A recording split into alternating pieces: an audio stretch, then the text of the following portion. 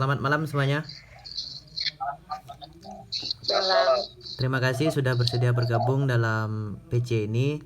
Jadi tujuan kita berada di dalam Zoom atau PC ini, kita akan melaksanakan wawancara untuk melaksanakan tugas yang telah diberikan oleh dosen Bu Herlina. Nah, jadi malam ini saya mengucapkan terima kasih kepada Bang Ripaldi Pratama yang telah bersedia hadir di PC ini untuk diwawancara.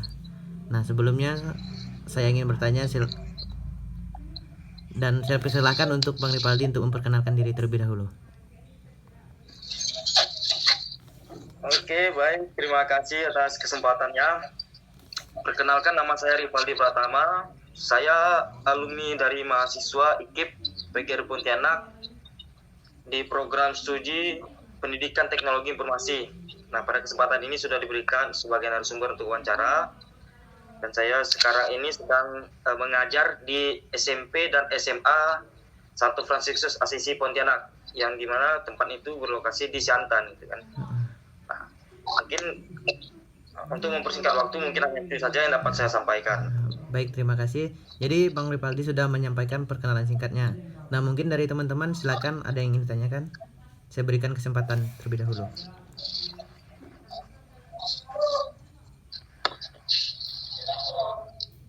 Baik, terima kasih kepada moderator. Di sini saya akan bertanya kepada Abang Ripaldi, berapa lama Abang mengajar di SMP dan SMA Fransiskus Asisi Pontianak? Hari ini genap 2 minggu saya mengajar di situ. Baik, mungkin ada yang ingin ditanyakan lagi, silakan.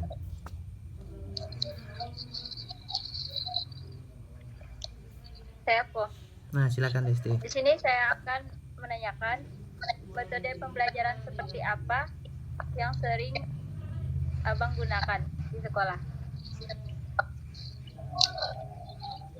Untuk metode yang di sekolah itu, karena saya mengajarnya di informatika, jadi tentu kalau di dalam kelas kita berdiskusi, misalnya tidak hanya menyampaikan materi, karena siswa di sana itu cenderung lebih aktif dan tidak mau tidak hanya untuk mendengarkan materi yang kita sampaikan saja, tetapi kita memberikan sebuah diskusi kelompok, diskusi secara individual dari sebuah gambar misalnya.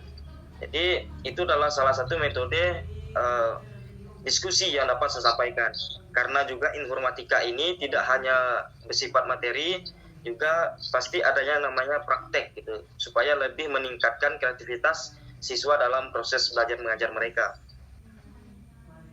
Nah, baik. Mungkin ada lagi? Silakan yang ingin ditanyakan.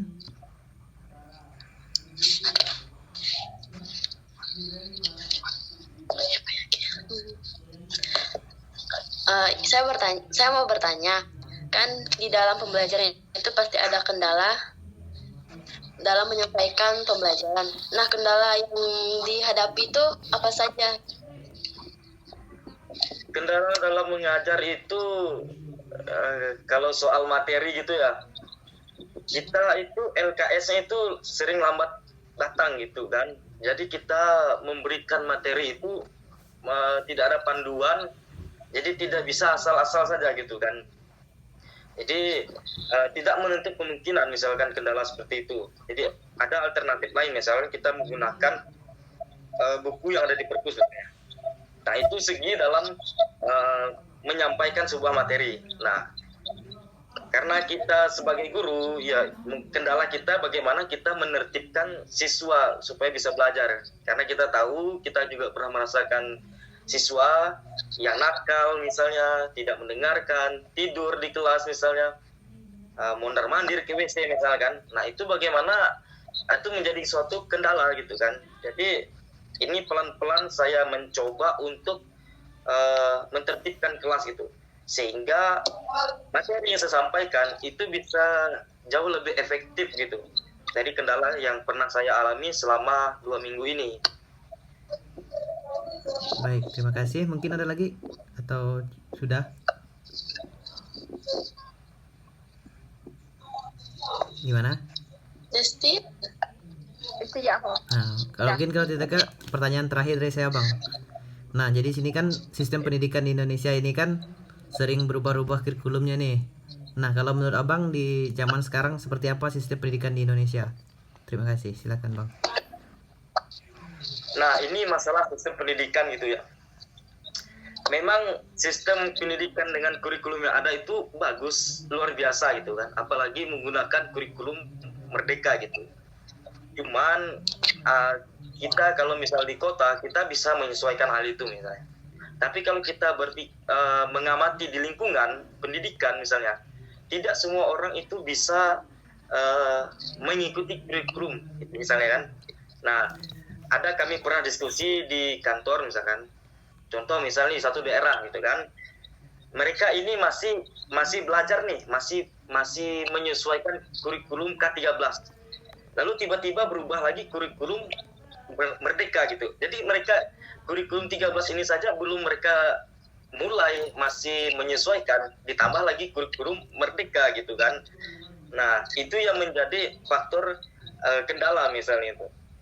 Tapi kurikulum ini bukan menjadi masalah sebenarnya. Tapi kita sebagai pendidik mengajar, kita harus menyesuaikan kurikulum yang ada misalkan. Kalau misalkan kurikulum yang sementara ini kami gunakan adalah kurikulum 13, jadi seiring waktu kurikulum merdeka itu kita mempelajari gitu. Jadi bertahap gitu. Kalau apabila sudah menyesuaikan, baru kita menggunakan sistem seperti itu gitu. Nah, itulah kurikulum yang terjadi di Indonesia gitu.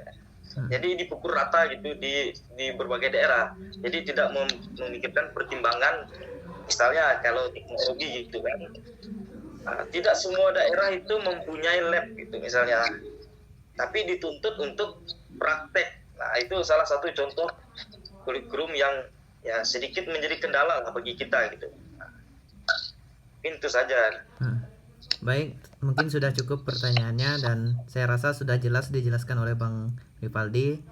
Nah, terasa sudah terakhir dalam pertanyaannya. Dan saya mengucapkan terima kasih banyak kepada Bang Rivaldi yang telah bersedia untuk melaksanakan wawancara ini. Mungkin sekian dan selamat malam. Terima kasih. Selamat malam, terima kasih.